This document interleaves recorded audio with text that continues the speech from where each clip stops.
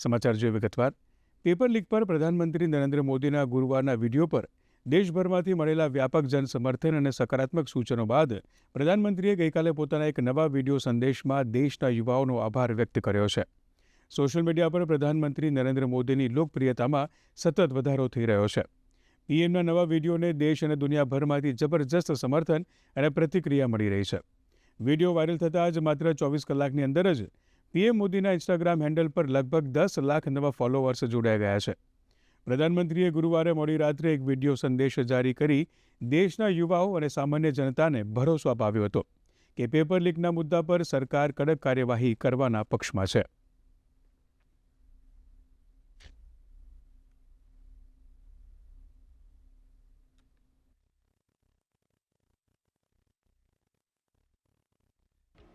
Thank you friends. मेरे जो video post किया था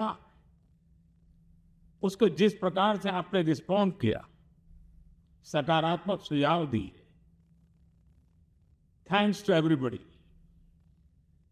ये आपका प्यार बना रहेगा, हमारा नाता